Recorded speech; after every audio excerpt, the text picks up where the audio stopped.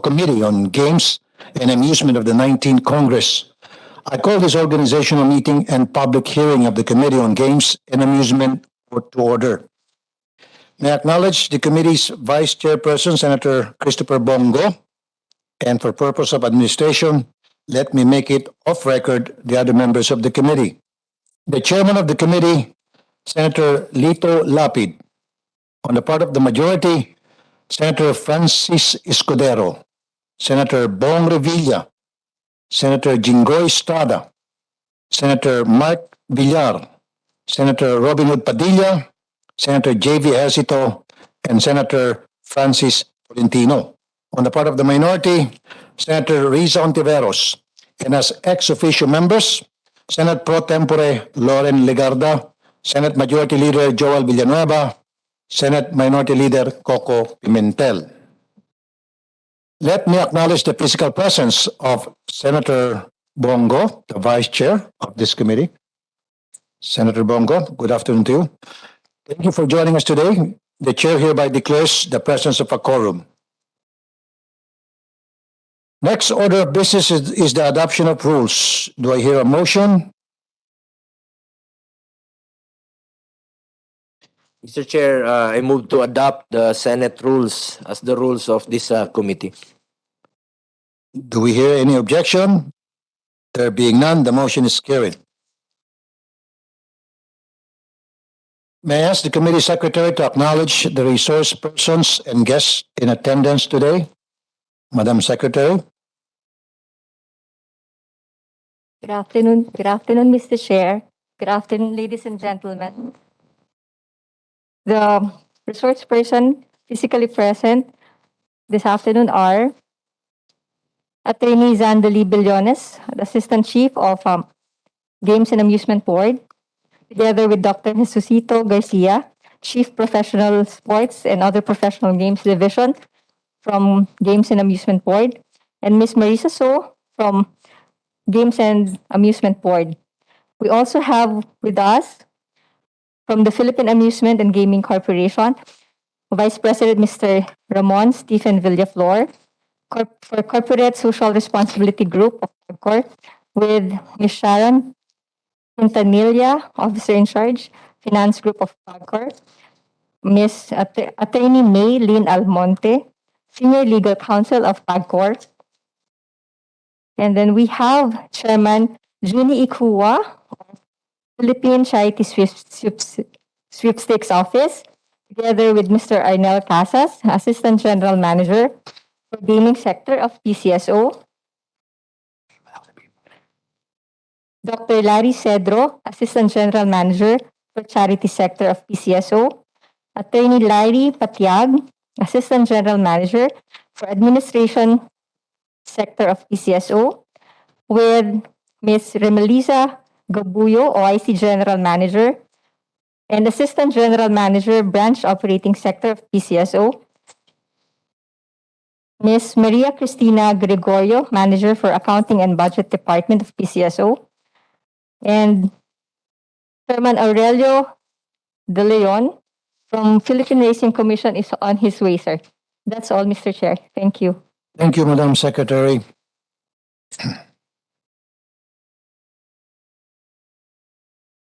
The industry of games and amusement is a peculiar industry. Unlike the other industries that are outright beneficial and essential to the life of an individual, to the overall subsistence of the community, the industry of games and amusement do not have that quality. Put it bluntly, some would say, salot ang pagsusugal. It has ruined lives and families, and it tends to be addicting. But then again, gambling is not illegal per se. Through the years, we have grown to accept it as something that is not pure evil. In fact, if regulated properly, it could even be a source of good. Apart from providing amusement, it has been a source of income for the government that is used to aid the poorest of the poor. Of course, mandate is to generate revenues for the Philippine government's socio-civic and national development programs. Furthermore, the industry of games and amusement help promote the Philippine tourism. And of course, it has provided decent and well-paying jobs to a lot of people. But recently, new modes and forms of gambling became popular in our country. We have the proliferation of POGOs. During the pandemic, e-sabong became an alternative option for gambling aficionados. But along with these modes of gambling came a spate of other criminal activities. The most controversial one is the increase of kidnapping cases related to the POGO industry. According to the CIDG, the Philippines has turned into a hotbed for Chinese gangsters. At the same time, thing happened with the rise of e-sabong. There were several reports of kidnapping and murder related to e-sabong. That is why, in this committee, the game that we must play is the balancing act of weighing the economic cost of gambling and its social cost. Is the 26.7 billion pesos PAGCO revenue for January to June of 2022 worth the negative effects of gambling to our people? How do we weigh these aspects of gambling against each other? What price do we put on the criminal activities and other negative effects of gambling on individuals in such a way that we could say it is no longer worth the economic benefits of gambling? With the help of different agencies and GOCCs present today, and in coordination with the law enforcement agencies and other relevant government instrumentalities, we hope that we could come up with balanced policies that will be beneficial to the nation. Now, may I ask my fellow senators present here if anyone would like to give a statement? Let's start with Senator Bongo. Senator, would you like to give a statement, sir?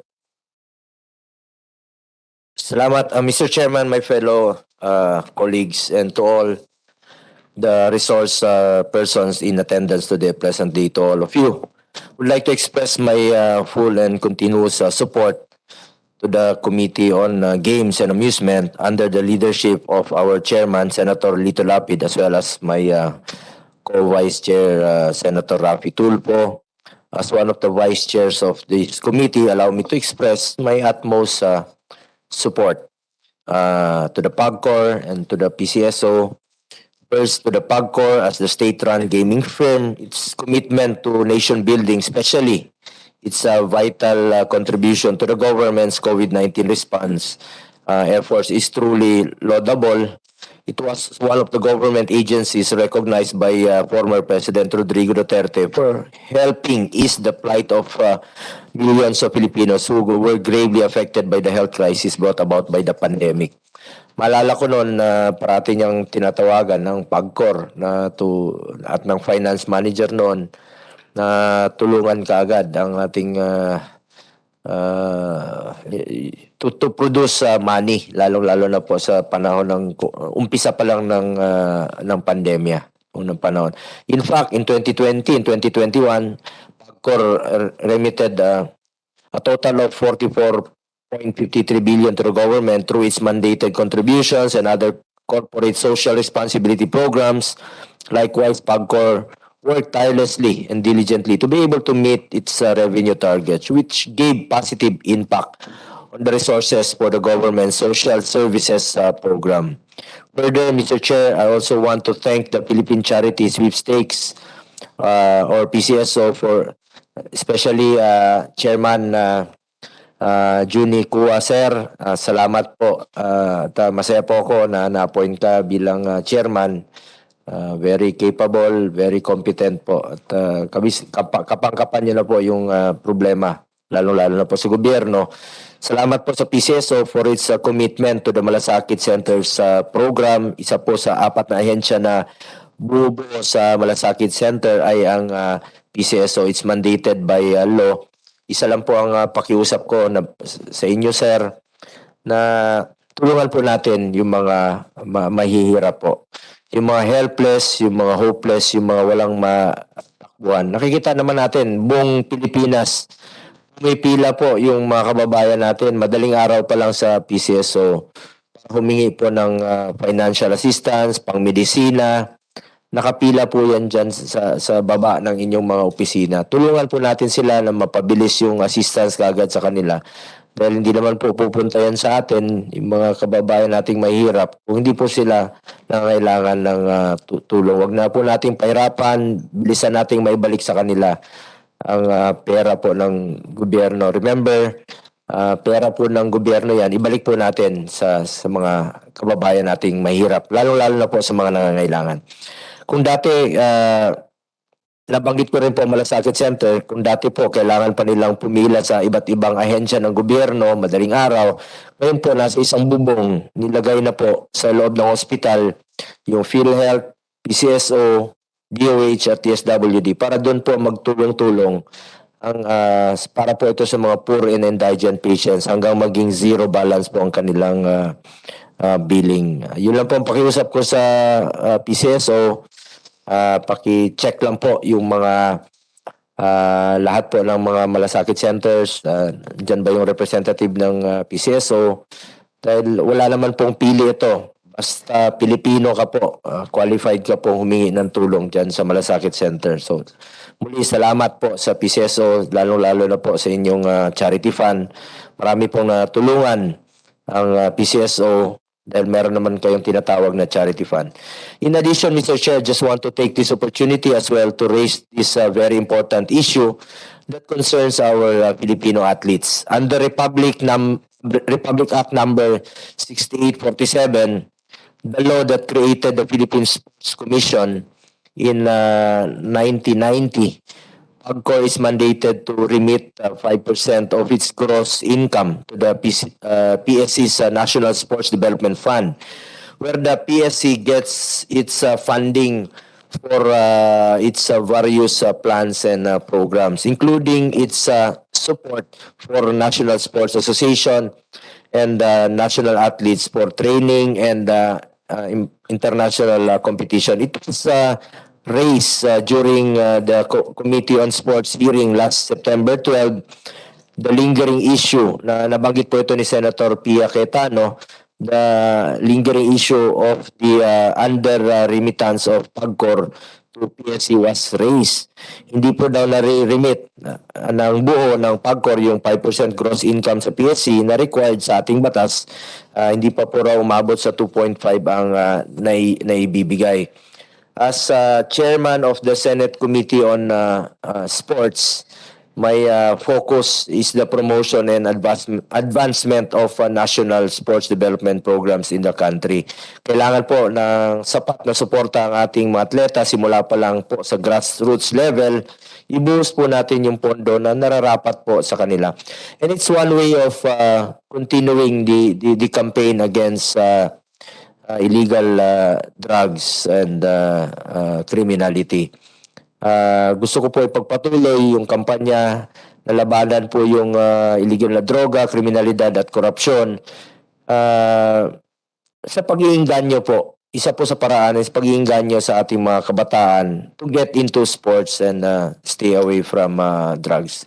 Suportahan po natin ang ating mga atleta. Nakikita natin pag merong suporta po mula sa gobyerno ang ating mga atleta, malayo po ang kanilang mararating. Lalo-lalo na po yung mga that started from the grassroots level. Suportahan po natin sila. That being said, Mr. Chair, maraming salamat po. Mamaya na po ako magtatanong. Salamat po sa inyo, sa lahat ng ating resource person. Thank you, Vice Chairman of this committee, Senator Bongo.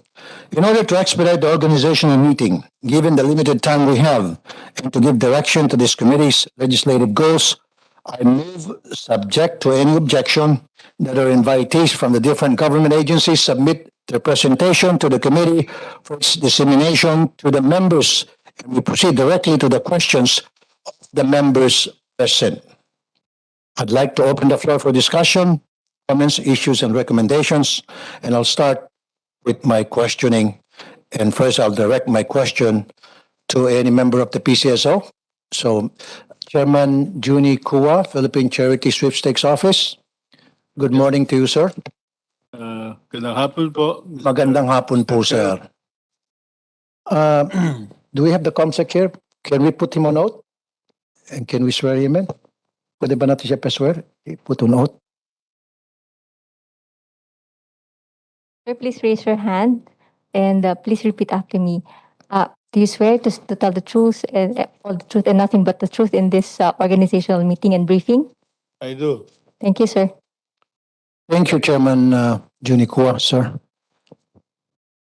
May mga health benefits po ba ang mga kabo ng STL? Kasi po sa IRR nakalagay po yun, dapat may mga health benefits sila, SSS, PhilHealth, Pag-ibig. Meron po ba? I think so, Mr. Chairman. You think so?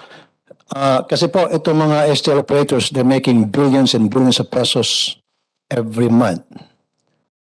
At masakit po sa kalooban ko, ako po ay pro manggagawa, na pinagkakait po sa kanila yung mga benepisyo tulad ng SSS, PhilHealth, Pag-ibig. I talked to several cabos from different provinces na nagtatrabaho po sa mga STL operators. Wala daw po. So sabi mo, you think so. Ibang bigyan mo kami ng kopya ng lahat ng mga kabo ng iba't ibang probinsya, yung kanilang ID at yung kanilang kopya ng kanilang ID at yung mga remittances sa kanila ng kanilang mga operator sa SSS, PhilHealth, Pag-ibig. Can we have that on our next meeting? Mr. Chairman, in as much as our AGMs are here, maybe I can ask your permission to allow the appropriate AGM in charge of STL operation be recognized Okay. so that And who would that be, sir? that issue can be ventilated, Mr. Chairman. And who would that be, sir? Sino yung nirefer nyo ngayon na pwede mong kausapin? I'm referring to the Assistant General Manager, Lisa. Okay, ganito na, sir, para mapabilis tayo. So, bigyan niyo po kami ng kopya sa susunod na hearing noong pong mga benefits na narimit po sa SSS, PhilHealth, Pag-ibig ng lahat ng mga kabo sa iba't ibang probinsya, STL operators na bigyan ng franchise sa mga kabo nila. Kasi po ang balita ko, wala raw pong mga benefits itong mga kabo. But in fact, doon po sa IRR, kailangan po mabigyan sila ng benepisyo. SSL, PhilHealth, Pag-ibig, and 13-month pay. Bilyones po ang kinikita nito mga gambling operators na nagtatago po sa pangalan ng STL, and yet pati yung benefits hindi na kayang ibigay. Okay. Chairman will provide the necessary information. Okay. I appreciate that, sir. So sa next meeting, bibigyan niyo po kami ng listahan para masiguro po. Ito po ay para sa mga magagawa natin, para masiguro po na sila protektado rin na pag sila po ay nagkasakit, may nangyari sa kanila, meron pong sila seguridad at meron po silang takbuhan at meron pong sasalo sa kanila. Yun lang po yun. Yes, Mr. Chairman, will do. Now, what is the formula for the guaranteed monthly retail receipt? I'll answer that question. 30% of the voting population of the area plus 7.50 plus 30 days. How did you come up with that formula, sir? Mr. Chairman, based on the experience and the studies made by the agency, they estimated that 30% of the population would be a good market for... No, it's not 30% of the population, 30% of the voting population. That's right. That's right. I stand corrected. I'm referring to the voting population. No. Yeah, that's right. Voting population, 30% of which are expected to bet. No, and this is multiplied by the minimum bet. Which is 7 pesos and 50 cents. Depende po. Ang pagkakaintindi ko doon, depende kung ano yung study doon sa community na yon. Maaring doon sa lugar na yon ay medyo may karangyaan ng buhay, so medyo itataas ng konti. Kung I understand. medyo may kahirapan ng buhay, ipinababa nila yon. Very good. At multiplied by 30 Okay. days. Okay. Example po. Sa Bulacan, magkano po yung GRMM nito every month? Yung PCS yung pag-uusapan? May I ask the technical person who would know it, Mr. Chairman? Sige po. Meron ba? Wala kayo sa Bulacan, Laguna, Pampanga, Pangasinan. Gusto ko lang po malaman para makita po natin kung tama po ba yung ginamit yung formula. Does it really make sense? Is it really making money for the government or the people making money are only the gambling lords, aka STL operators? So, example po tayo, Bulacan. Ano po yung expected gross income ng Bulacan sa STL Wala po kayo? Hinahanap niyo pa po? I'm sure there is, Mr. Chairman. Can you please allow Okay, our sige staff po. to look for it, Mr. Chairman? Sige po. While she's looking for it. Noong 2017, nagkaroon po kayo ng open bidding. Tama? Correct. Mr. Chairman, 2017, nagkaroon po ng open bidding for STL franchise. People who would like to apply for a franchise sa STL. 2017 po. wala pa po kami noon. Siguro po, allow me to again refer that matter to the proper Sige po. AGM. Okay, so habang hinahanap niya po yan, I'll tell you why I mentioned 2017. Noong 2017, nag-open ng bidding and Bong Pineda, nag-bid po siya ng 36 million. Now, when in fact, the minimum should have been 90 million baseline. So, of course, may mga nanalo. Natalo po si Bong Pineda, allegedly. Kasi nga po, sobrang baba yung kanyang bidding. Kaya lang, ginawa po ng PCSO, just to accommodate him, nag-open po kayo ng tinatawag na right to match. What is right to match? My common understanding is on the concept of right to match is the concept in a Swiss challenge, and it is also provided in our laws. Na Which part of our law, sir? if my memory serves me Ano po right, RA? Ano po Republic Act? I don't remember the RA, but I remember it is under PPP. Can you give us a copy of that? Will do, Senator Mr. Pino? Chair, yes. Kasi po, it doesn't really make sense na nagpabid ka pa, pagkatapos, nang matalo po yung nag-bid, gagawa kayo ng sistema para yung matalo, mananalo pa ulit. In this case, nag-open kayo yung tawag na right to match. Yung mananalo dapat sa isang bidding, agad-agad ina-award sa kanila yung kanila pagkapanalo. Hindi, dito po ang nangyari, hoops, sandali lamang. Para manalo yung paboranat ninyo, kailangan gagawa tayo ng panibagong sistema which is right to match. And then here comes Bong Pineda. Of course, ang ginawa lang niya, ma-match na niya yung amount na binid ng kanyang mga kalaban. Nag-match lang siya ng konting-konti lang na diferensya. Lo and behold, talo na siya. Am I making sense, sir? Well, Mr. Chairman, I don't know what exactly happened in the incident that you're referring to, since, as I've said, wala pa kami noon. Maybe later on, I can ask one of the staff to explain exactly what happened. But let me explain the concept of the right to match. The right to match is not exactly a defective system. Under our law, yung tinatawag nating PPP, meron tinatawag na Swiss challenge. Okay. That happens in a scheme called unsolicited proposal. Kung meron kang concept, meron kang idea na gusto mong ibenta sa gobyerno, pwedeng mangyari ay magkaroon ka ng unsolicited proposal. Dapat, sir, kung meron ka mga suggestions, idea, sa government para mapaganda kung ano yung pamamalakas sa gobyerno, dapat ginagawa yan during the bidding. Pag ikaw nagpresenta ng bidding mo, nandun na po lahat yung explanation. Hindi po yung natalo ka na, wala ka na dapat. Ang ginawa, halika rito, pwede ka pa rin ulit mag-bid, pwede ka pang manalo sa pamagitan ng right to match. So in this case, unfair po ito sa ibang mga STL operators. Panalo na po sila. Ba't pa tayo nag-bidding kung later on pala yung nanalo, hindi pwedeng mabigyan ng award dahil iniintay pang magkaroon ng oportunidad itong natalo ng right to match. Okay. So sir, dapat kung nanalo na, natalo na. Ganun po talaga yung essence of bidding. Kung ikaw ay natalo, tapos ka na, better luck next time. Ang nangyayari po kasi talaga dito sa right to match, ito po yung inimbento para lamang mapaboran ang isang paboritong STL operator. Anyway, Mr. Chairman, we will look into it. We will find out the details so we can understand it and explain it Okay. better to you. No, sir. No, sir. There's no explanation here. Kasi very clear po yan.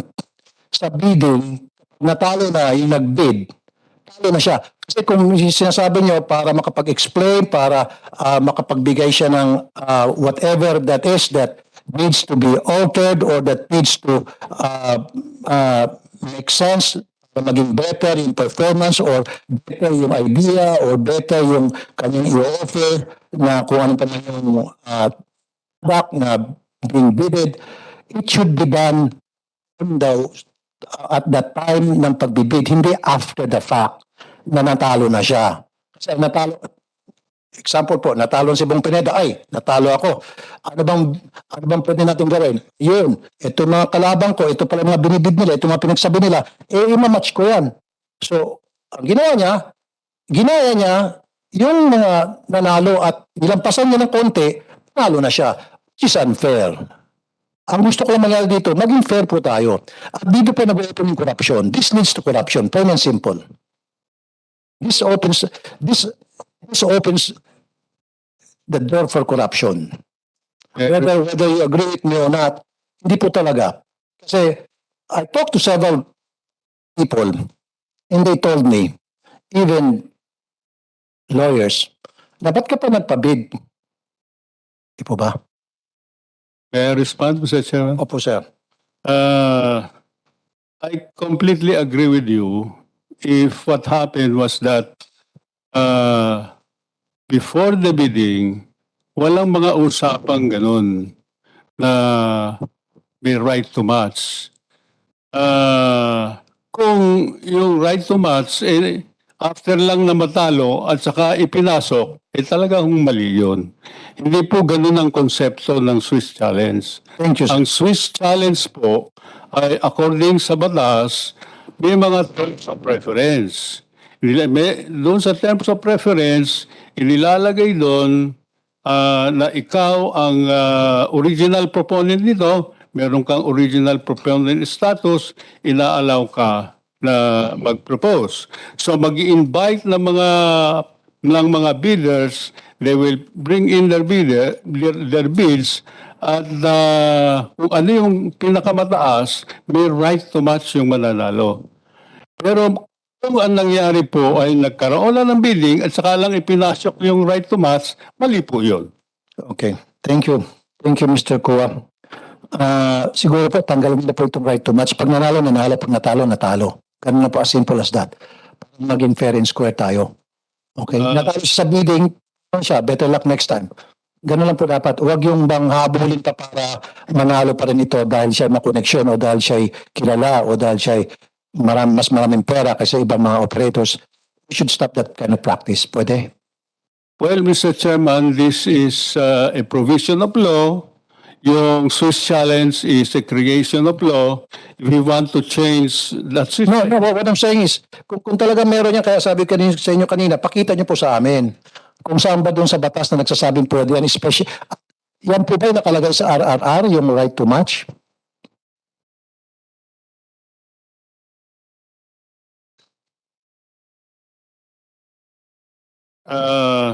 Mr. Chairman, I think I should ask our staff to look for the specific of what happened, and we can also provide you the provisions of the IRR pertaining to the law on PPP, Mr. Okay. Chairman. Based on the foregoing, when can the Swiss challenge method be utilized outside BOT law? May I beg your pardon, Mr. Chairman? Ito po, binigay ng aking legis. Based on the foregoing, when can the Swiss challenge method be utilized outside the BOT law? My understanding is it's only in the BOT law that that's allowed.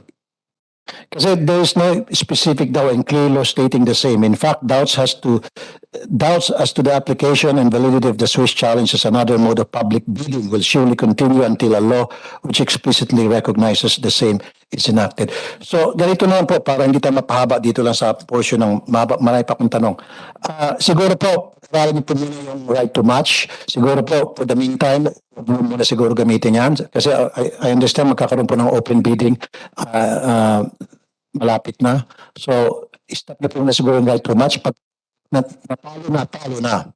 Pag nanalo, agad na agad. Okay? Yun lang po muna. Now, I would like to acknowledge the presence of Chairman Aurelio De Leon and Mr. Edward Timbol, Budget Officer, and Chairman Aurelio De Leon of PhilRacom. Good afternoon to you, gentlemen. Thank you very much, sir. Thank you. Okay, meron na po tayo ng sample, yung sabi ko yung sa Bulacan, para malaman ko po. Magkano po yung gross sa Bulacan? GRMM ng Bulacan po, monthly.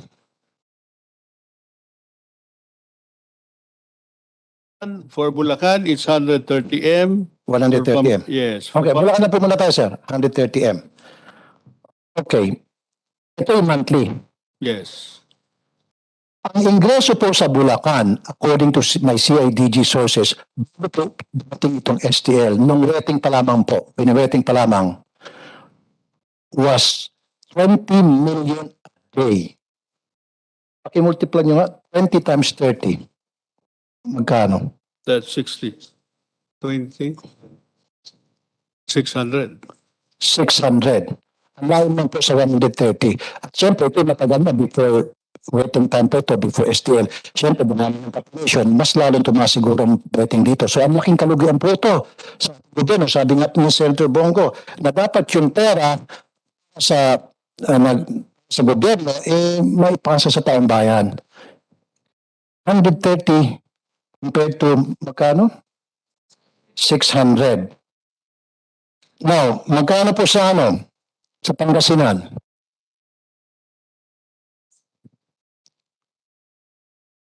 Kasi sabi niyo po, based on your studies, ang pinakamabilis na studies lang po sa ang ginawa ninyo is, konsultahan niyo lang po yung mga taga-CIDG, yung mga police na once upon a time, alam nila po yung takbo ng rating sa iba't ibang lugar. Ito po mga numbers na meron ako ngayon.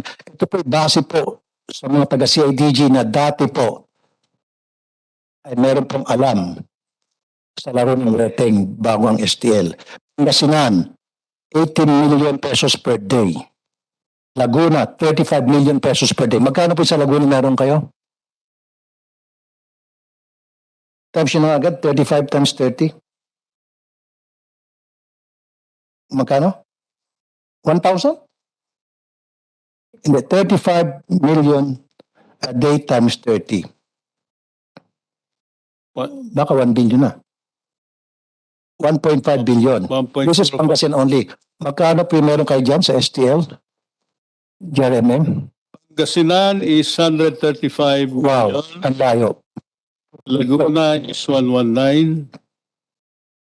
Anyway, Mr. Chairman, Siguro po ba, it's about time na baguhin niyo po yung formula. Kasi po, ang laking kalugian sa gobyerno. Kumikita lang po talaga rito yung mga gambling operators, yung mga STL operators, and of course, whether you like it or not, short change po dito, whether you agree with me or not, short change po dito yung taong bayan, yung mga tao na kung saan intended talaga para sa kanila itong proceeds ng STL. I agree with you completely, Mr. Chairman. And as I've said, we're just new in the job. And this would be the right time to start reviewing all of this. Okay? And your input certainly will be well taken. And we'll have a review of all of the Thank PMRR. you. Now, sir, bago na makakuha ng STL franchise, bago makapag-bid, kailangan daw po maglagay ng anywhere from 5 million pataas. Bago mong sagutin, I'll give you an example. Isang mataas na PNP officials, noon, akala niya makuha niya po yung isang malaking probinsya sa Region 2, nagbigay po siya ng 38 million. Ang nangyari, hindi po napunta sa kanya, So, humingi po siya ng refund. Well, of course, this was before your term. Bumigyan siya ng refund na 12 million lang. Nagalit siya, may na-ambush. Nakamag-anak ng isang mataas na opisyal ng PCSO. Maybe alam niyo po siguro yan. Siyempre, baka kumalat na po yan sa inyo, chismis. Sino po itong attorney Greg Perez? I think he is one of the consultants in the office of the general manager. Okay, good. Sino po si attorney Nick Alwestonton? I don't know him, Mr. Chairman. According to my sources, si attorney Greg daw po, ito na po yung pag pinatawag ang mga operators, humingi daw po ito ng pera. At ito naman po si attorney Nick. Si attorney Greg daw po ay tagaloob. Itong si attorney Nick tagalabas. So daw po naiiyan itong mga operators. Halimbawa, meron mga biyahe papuntang abroad, may mga pangangailangan, etc. etc. Si attorney Nick ang kinakausap. Pag meron mga malaking needs ang mga opisyal sa PAGCOR, si attorney Greg ang kailangan. I am not aware of any of those. I'm just letting you know. This is open sa lahat na walang nagpapalaman yung lahat. I'm so happy that you brought that up, Mr. Chairman. So, unfortunately, these people are not with the office of the chairman, but they are in the office of the general manager. Luxem Corporation in Quezon City, ang nabigyan ng pangkisa dyan is si Ron Pagulayan. Do you know who he is? I don't know him, Mr. Chairman. He's a first cousin of the former general manager. Cousin of the former general manager. I'm sorry, I don't know him. Caloocan, Mandaue, Cebu City, Bohol, Sultan Kudarat. Kaya kanina, para maging fair sana, I would like to invite ko po, pinapa-invite ko po si GM Garma, pero hindi na po siya available. Ang dami kong pulistahan dito, pagpag po ng katiwalian ang nangyari sa PCSO. So maybe wala pa ho kayo nun. Okay? So malinis pa ho kayo. Pero with all these tokens that I have, ang laki pong katiwalian na nangyari po diyan sa loob ng PCSO. Yung 2% po sinisingil para sa printing. Sino po, kaninang papel ang ginagamit at kanino pong printing press ang ginagamit? Ang alam ko doon sa 2% ay na printing doon sa if you're talking of the STL, you're talking here of the STL. STL po. So yung 2% sa STL, Yung sa printing po, kasi nagcha-charge ng printing nga ng mga STL. Opo. Kasi iba yung printing sa Lotto eh. STL po ito. STL. Yung printing sa STL, 2% yon Opo. at yun ay nire-remit sa PCSO. Kaya po. Pero sino po ang nagbibili ng papel at yung printing press na ginagamit? Ang alam ko, wala akong printing eh. Exactly. Yes. Walang printing press, walang papel, dahil ang nagbabayad pa rin ito ay yung mga STL operator. So bakit kayo magcha-charge samantalang sila naman ang gumagastos sa papel at silang gumagastos sa printing press? My understanding, this is a policy long before because it is a provision of law na kinakailangan ibawas muna yung 2% doon sa proceeds. So, baka nangyayari doon, nire-remit sa PCSO, hindi ko na alam. Hindi nga, kaya nga, Chairman kung kayo po nagcha-charge ng 2% para sa printing at para sa printing press, lahat sa printing press, dapat kayo nagpo-provide noon. Kayo po ang bumibili ng papel at kayo po bumibili ng makina. In this case, wala po kayong gastos doon Gastos po ng mga STL operators. At wala pong resibo to. Although sabi niya ni-remit. In fact, by the billions of pesos na po, ang nasa pondo nito 2%. In fact, I think recently, meron pong someone, official, mataas na official ng PCSO, nag-claim ng 1.2 billion out of this 2%. I'm not aware of that, Mr. Chairman, and I would really welcome an investigation into it. Okay. In fact, I would even suggest, since this had been brought out, a regular oversight by the Okay. Senate para matulungan nyo rin kami na ayusin yung mga kung ano mang katawalian ang nangyayari. Okay, thank you. Thank you, sir. Price fund tax, 2.695. 2.5 billion ata ang pera dito. Or the computation is 2.5 billion times something. Ito po ay pinatigil na ng Department of Finance. It was approved by the DOF in January 2022 para stop na po yung pagkukolekta para sa price fund tax. And yet, patuloy pa rin po ng kolekta ang PCSO. Well, yes, my information says that also, but I think that has to stop. Yes, that has to stop. At pakibalik po yung mga pera, siguro, na Yeah. dapat ibalik. They have to be brought back to where they belong. Exactly. Kaso nga po, may mga balita na meron pong humingi dyan ng kalahati bago ibalik. Babalik ko sa inyong kalahati, sa amin kalahati. I'm not gonna mention name kasi it's not fair. He's not here right now. So, anyway. The reason why listen, you POGO and PCSO, you guys are in the business of legalizing gambling. Tama? To generate revenues for the state. And in doing so, in the process, you are causing the proliferation of a bad habit. Gambling is a vice, and vice is a bad habit. And when it becomes excessive,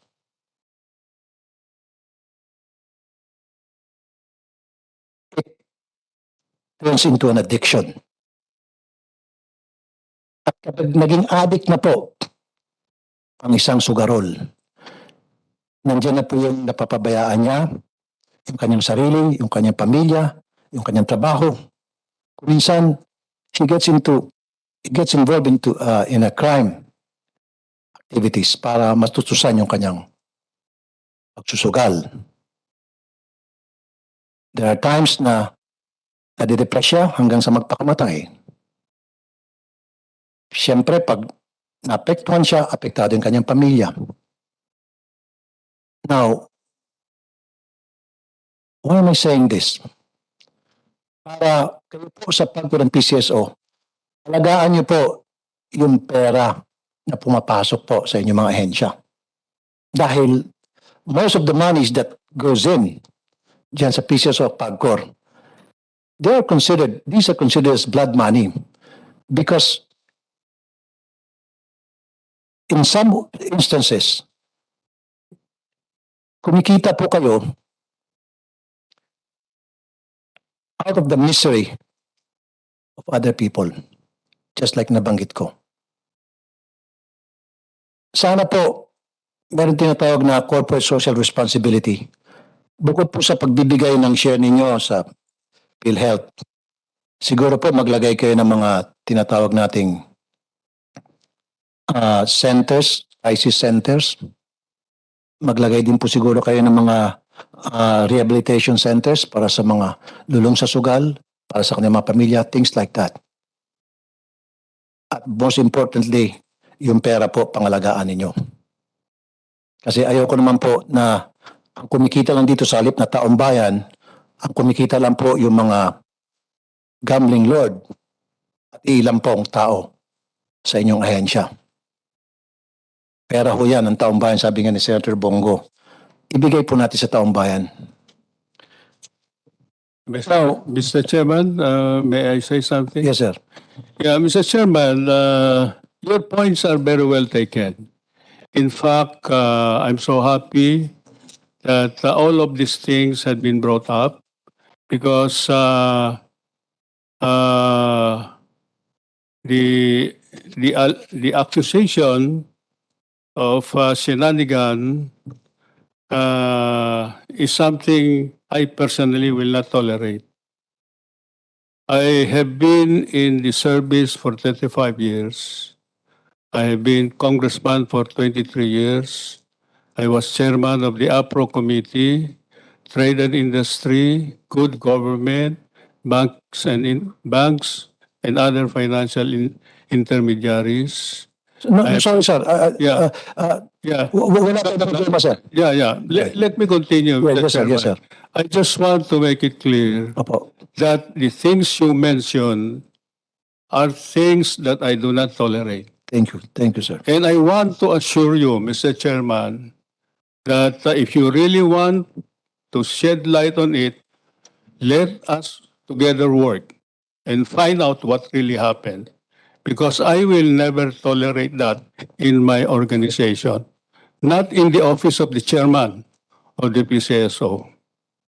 There is a clear delineation of function between in the PCSO between the office of the chairman and the management.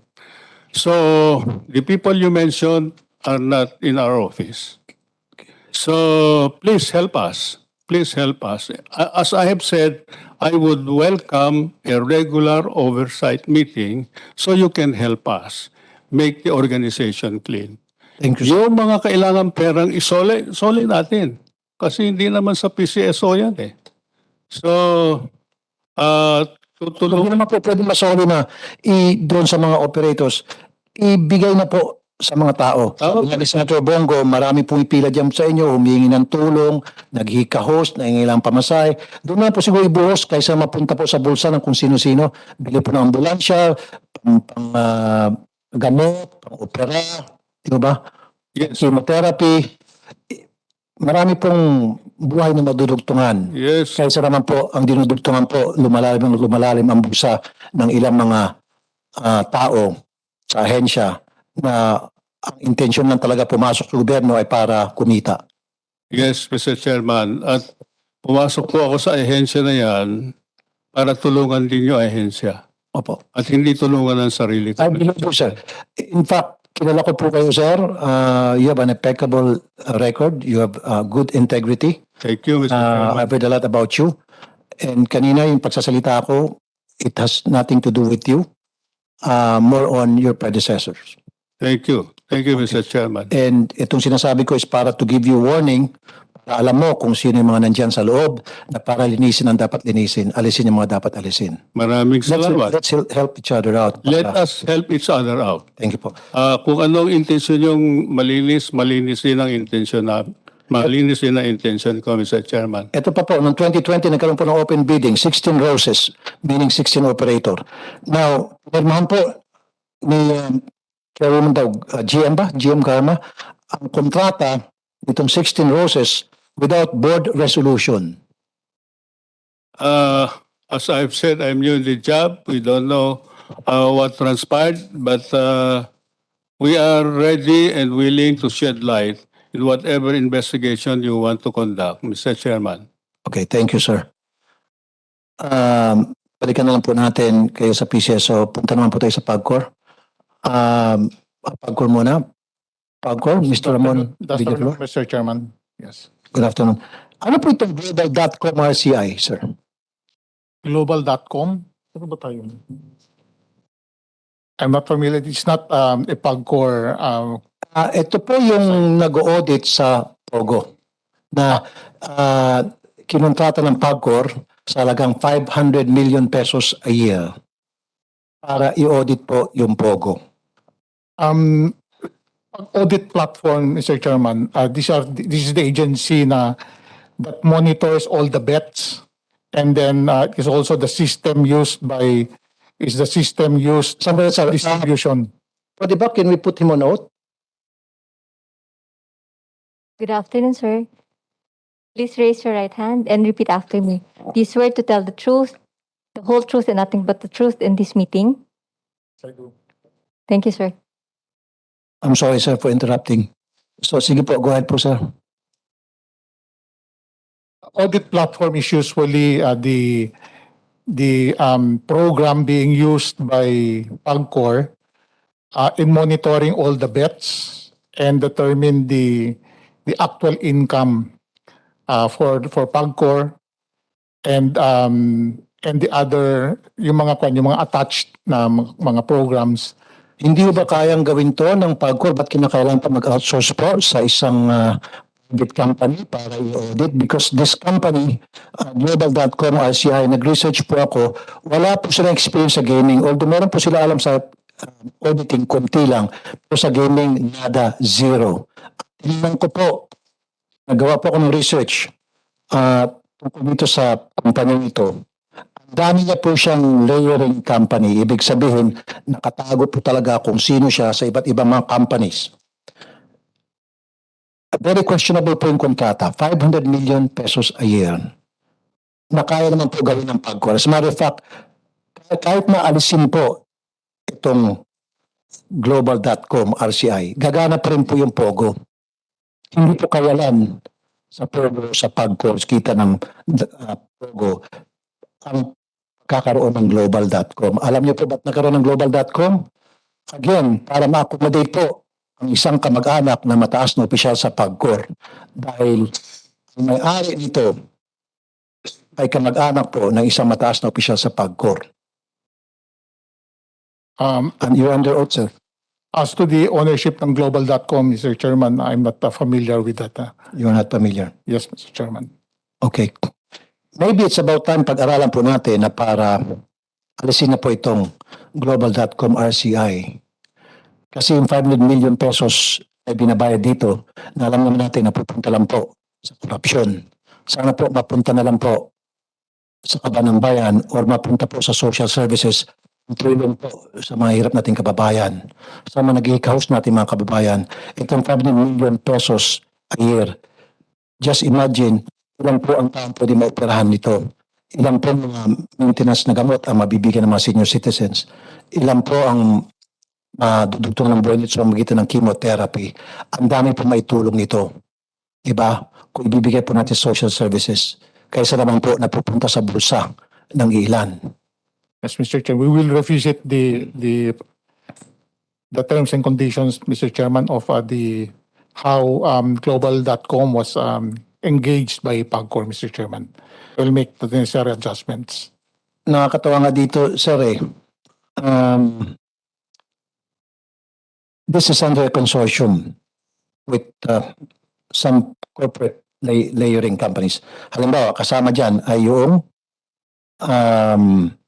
Global Mayo Range Company, CAPI. Yung Global Mayo Range CAPI, pagawaan po ito ng mga kalendaryo. Anong kinalaman nito sa auditing? We're talking about auditing, right? Pagawaan po ng kalendaryo at nag-bid siya ng kalendaryo sa PAGCOR noong December 2017, siyempre mananalo siya. Saan ka nakita? All in the Philippines.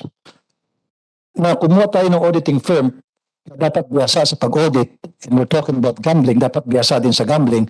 Wala, biyasa siya sa paggawa ng kalendaryo. High Web Trade Ltd, Comfa Corporation. Wala silang social media presence. Wala sila sa website. Tingnan mo kung sino sila. Anong klaseng kumpanya ito? Wala, nada, zero.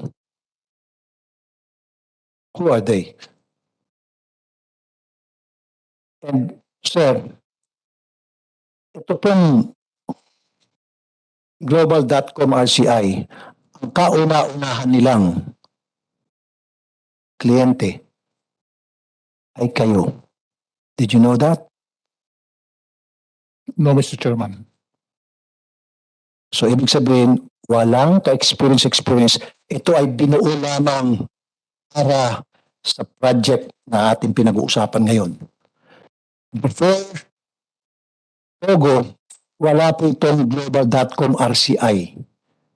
Binuo lang po ito sa maging auditing firm na ma-hire ng PAGCOR at manalo sa bidding para i-audit puno ang POGO. Now you know, sir. Yes, Mr. Chairman. Ano pong pamamaraan ginagawa niyo po para masiguro na yung dinideklara po ng malalaking private-owned casinos ay nag-remit ng tama? Ano pong proseso? Well, for the licensed casinos, we have the PAGCOR monitoring team. What kind of monitoring team, sir? How is it being done? At ang doon present sila, we have an office in the different IRs. Like for example, in Soler, in Paano po?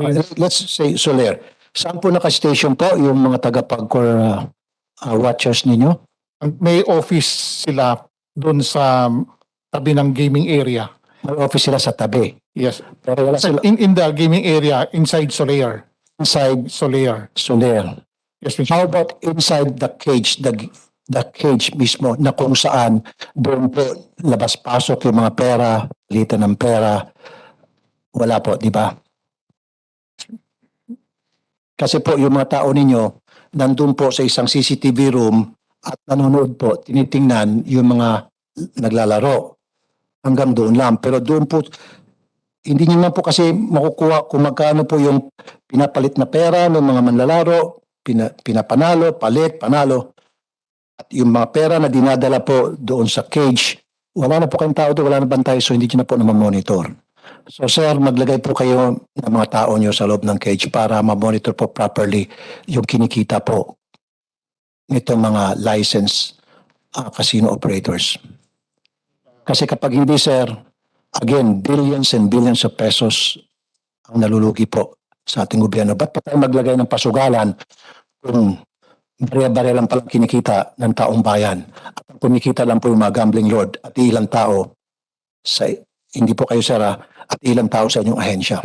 Dapat po ang kumita rito yung taong bayan.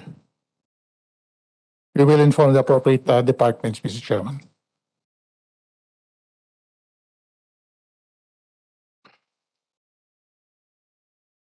POGO.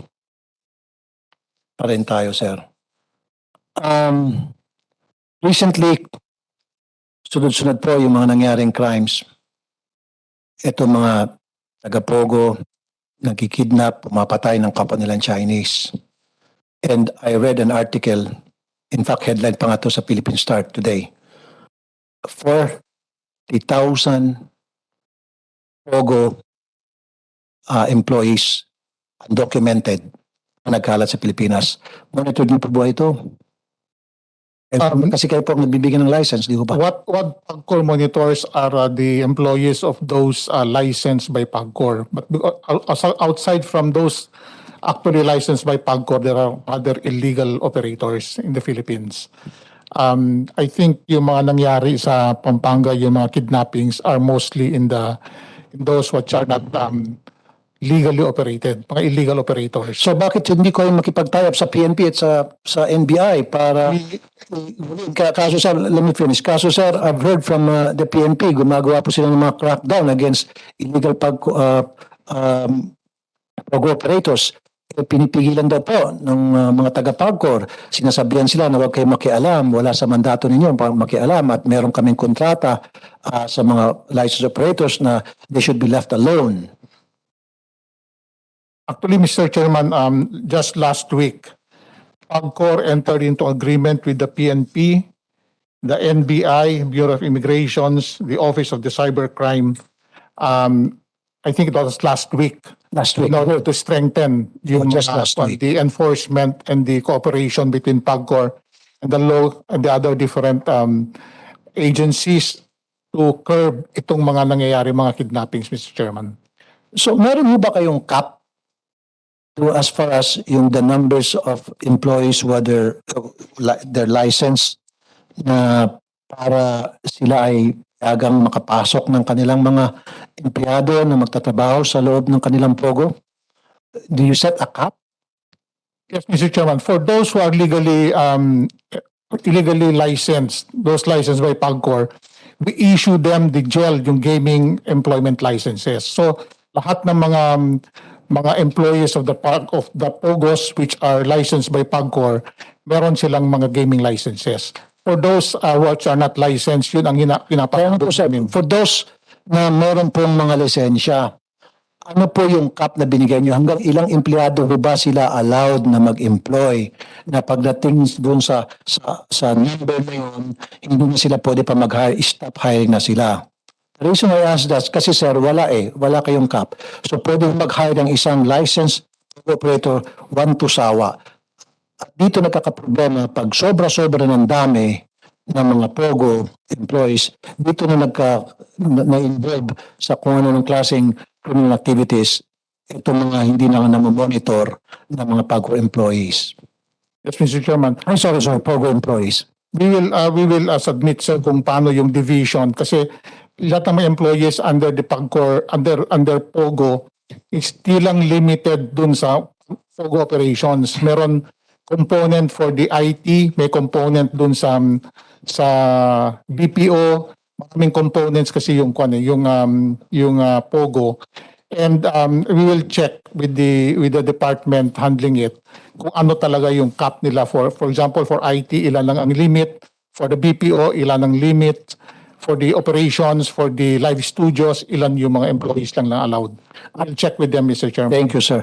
At kapag halimbawa yung isang POGO employee nag-AWOL o nag-violate ng kung anong regulasyon na meron tayo at meron sinet ng PAGCOR, dapat po yung pong operator should be held accountable. We have appropriate penalties for mga concern, Mr. For those who violate yung mga provisions. Can you give us a list? Again, you're under oath. Can you give us a list? Yung mga na inyo pong na-penalize na dahil yung kanilang mga empleyado ay merong ginawang katiwalian na-involve sa kung anumang klaseng illegal activities at penalize nyo yung POGO operators na yun? Can you give us a list? We will submit it, Mr. Chairman. Those POGO operators, submit us a list and I would like to see that. Yes, Mr. Chairman. Okay. Kasi nga sir, recently, nakikita natin yung sunod-sunod na mga nangyaring krimen na involving itong mga POGO employees. I, for one, kita po ng dalawang mata ko, napunta po ako sa isang restaurant. Ang daming bodyguard nitong Chinese national. Malaman lamang ko, taga-POGO siya. Isa raw siyang merango sa POGO. 8 ang kanyang bodyguard. At halata sa jacket ng isang bodyguard na siya po merong Uzi. Alam niyo po yung Uzi na baril? Paano nabigyan ng lisensya ng Uzi yun? Samantalang yung mga politiko natin, yung mga congressman, mga mayor, governor, wala hanggang side firearms lang yung kanilang mga bodyguard. Pero ito, POGO official, 8 bodyguard tapos nakasukbit ng Uzi, yung mini Uzi. And si Senate President Mig Subiri told us one time he went to a hotel. Gusto niya pumasok sa CR. Hindi siya pinapasok sa CR dahil jumijingle ang isang mataas na opisyal ng POGO, kung sino man yun. Nigilan, walang Pilipinong pwedeng pumasok. Again, sa bansa natin, hindi ka pwedeng pumasok kasi kailangan tapusin muna ng isang POGO official yung pag-ihi niya. Can you believe that? This is too much. This is too much. This is unacceptable. So sir, gumawa kayo ng mga pamamaraan na para matigil to. Dahil kapag hindi nyo kayang itigil to, then itigil na natin itong POGO. Itigil na natin itong POGO. Kasi na walang POGO, magugutom bang Pilipinas? Hindi. Right? Pag mawala yung POGO, may iba siguro dyan magugutom. Hindi Pilipinas, pero ilang tao dyan, mabubutas ang kanilang mga bulsa. Yun lang po. Fixed fee being paid by POGO to PAGCOR. Again, we're talking of, magkano po yung kinikita ng POGO? Nga pala, sir? Andito yung accounting namin, Mr. Chairman. Sorry, pagkano yung...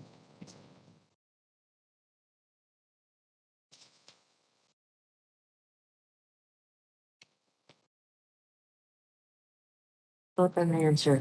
Hanggang July. 30, no?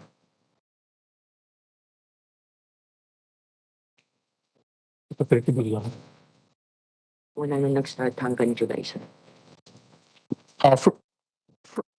Since we started licensing POGO in 2016 up to July of 2020, the total income that we derived was about 30.5 billion pesos, Mr. Chairman. 30.5 billion.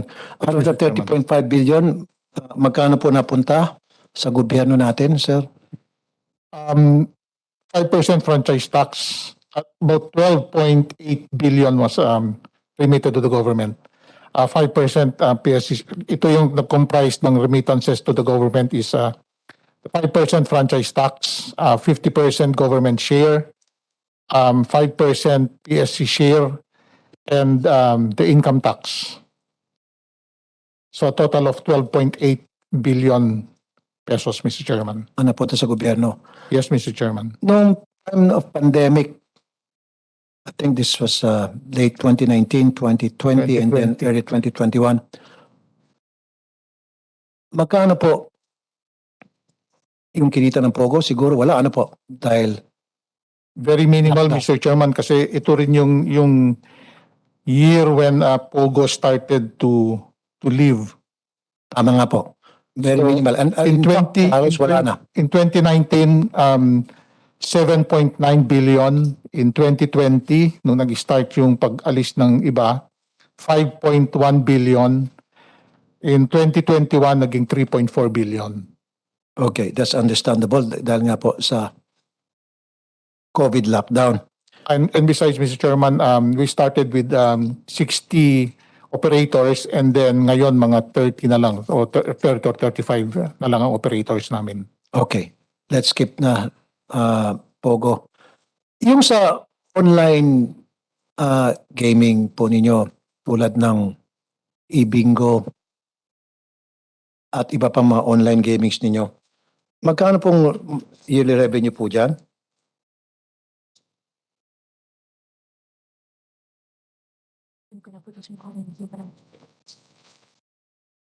Hindi, yung pangalan ng mga, mga games.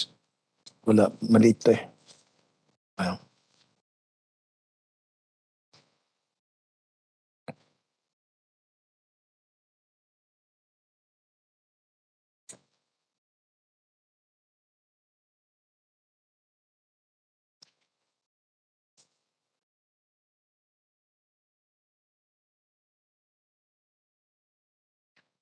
What year, Mr. Chairman? Lahat na po siguro. Yung nandiyan na yung e-bingo, andyan na po yung sports betting, Bingo. sports plus, poker. For 2021, e-bingo was 4.8 billion. E-games, 1.2 billion.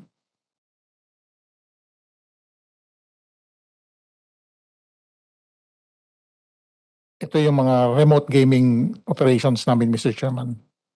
For Okay. e-bingo and electronic and e-games. Magkano po napunta sa gobyerno, sir?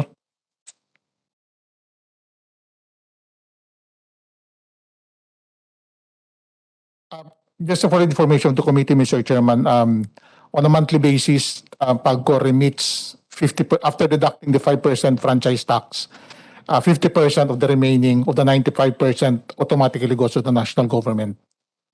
So yun ang computation namin. And then after we remit the 50% government share, tinatanggal din namin yung 5% Philippine Sports Commission and then the other mandatory obligations of PAGCOR to those mandated by laws, Mr. Chairman. Okay. Thank you, sir. Thank you, Mr. Ramon, Stephen Villaflor. Now, let's proceed naman sa Philippine Racing Commission. Mr. Aurelio De Leon, magandang Thank you, hapon po sa inyo, sir. Good afternoon, Mr. Chairman. Magkano po yung revenue po sa horse racing annual? Sa horse racing po, nung pong pre-pandemic, meron po tayong- sorry. Sir, can we put you on oath? Okay. Yes, sir. Sir, please raise your right hand. And please, sir, stand up and raise your hand for the oath. Please stand up. Sorry. Yeah. Sir, please raise your right hand and please repeat after me. Do you swear to tell the truth, the whole truth, and nothing but the truth in this meeting? Apo. Thank you, sir. Salamat po. Go ahead, sir. Please proceed, Mr. De Leon, sir. Yes, Mr. Chairman. Noong pong 2018 and 2019, before the pandemic, the Philippine Racing Commission is giving the government 1.5 to 1.3 billion pesos. Noong po nag-pandemic, 6 months po nawala ng karera. 6 na buwan nawalan trabaho ang mga tao sa karera. Nakapagbigay din po tayo ng 344 million sa gobyerno. Noong September 6 po, 2020, pinilit po namin bumangon at unti-unti po kami nagbukas ng aming karera. Nagbigay po kami ng libreng antigen test sa lahat ng mga hinete, lahat ng mga trainer, lahat ng mga trabador sa karera. Sinasabi namin sa IATF, sa mahigit 20 meeting namin sa kanila, na sana po ibuksan ang karera dahil ito po ay open arena, 50 hectares na karerahan. So pinagbigyan po kami unti-unti from 1 racing day a week, naging 2 racing days a week, eventually naging 3. Ngayon po ay tumatakbo na po kami ng 5 karera isang linggo. Okay. Sa kalaman po ng marami, Mr. Chairman, ng karamihan, natin lahat, ang Philippine Racing Commission o ang karerahan po ay nagbibigay ng direct and indirect employment sa mga Pilipino, 12,000 Pilipino may kumulang. Okay. Now, let me interrupt you, sir. Ako kung makalimutan. Meron mo bang mga benefits? Meron po. Yung mga, okay, good. Opo. Can you submit to us sa next hearing yung listahan po ng mga empleyado na nakakatanggap ng benefits at gusto lang namin masiguro na talagang hindi lang po lip service to na when you say na meron sila talagang dapat meron. Opo. Pakita po ng ebidensya na nag-remit po talaga kayo sa SSS Pilat Pag-ibig. Opo. Yung pong kanila pong mga benepisyo ay binibigay sa kanila ng gobyerno, ng ating ahensya sa regular na pagkakataon. Kaya po na sinabi namin, sa pagbibigay namin ng employment do sa mga Pilipino, direct and indirect employment, nagbibigay din po kami ng kabuuang sa gobyerno. Last year po, sa kabila ng meron po kami 2.5 buwan na walang karera, nagbigay pa rin po kami ng 639 million sa gobyerno. Okay. Ngayon po hanggang August 25 po this year, nakakapagbigay na po kami ng 569 million, 249,000 at 249,000 sa gobyerno. May projection po kami 912,800,000 para sa taong itong 2022. Mr. Chairman. Okay, thank you, sir. Meron po akong nabasa doon sa inyong IRR na may unexpendable amount na napupunta po sa Bureau of Animal Industry. Am I right? Meron po. Actually, nagbibigay po kami sa Bureau of Animal Industry, sa bayi po. Magkano po? Ano yun sa bayi? On the average po, magkano? Maliit lang po yun eh. Actually, hindi naman po gano'ng kalakihan yun. Mga magkano po? Yung po base sa estimate ko po, nasa 0.05 o 1% lang yun. Ang kabuuan. Magkano po sa pesos, halimbawa? Sa pesos, so kung let's say 2 billion sa 1% is siguro mga ano lang po, sa BAI, Bureau of Animal Industry. Pagpaumanin niyo po, no? Hindi ko po napagandaan niyo. Pero meron po kami binibigay po. Paano po ginagastos ng Bureau of Animal Industry yung pera pong natatanggap nila mula sa inyo? Ang BAI po, actually, since sila po yung namamahala doon sa aming tinatawag na stud farm, doon po nila ginagasta yun. Meron po kaming 2 stallion doon. Yung stallion po, yung po naglalahi para malayian yung mga pangkarni, mga nagbe-breeding. Sila po yung nag-aalaga nun sa ngayon, yung BAI. No? Bureau of Animal Industry under Department of Agriculture. So, meron po sila natatanggap sa amin na maliit na halaga lang po yun. Very negligible po. Meron po kaming regular din na binibigay sa Dangerous Drug Commission. Okay. Nagbibigay din po kami doon regular every quarter. Hindi na po dumadaan sa Piracom yun, yung benta po ng Sige, that's good, sir, kung magbibigay sa Dangerous Drugs Act. Now, kasi kaya ko natanong to dahil sana po, kasi gumagamit po kayo ng hayop para makapag-generate revenue sa ating gobyerno, pinapahalo niyo po yung nilalatigo po yung kabayo. Nakikita ko naman po para tumakbo na mabilis. Bakit hindi po kayo mag-set aside din ng pondo para doon sa mga ibang hayop sa may mga veterinarian office dyan sa LGU, yung mga veterinary service centers, wildlife protection agencies. Magandang idea po yan actually. Yung nga po, meron po kaming close coordinations with BAI, no? Nakikipag-meeting po kami sa kanila.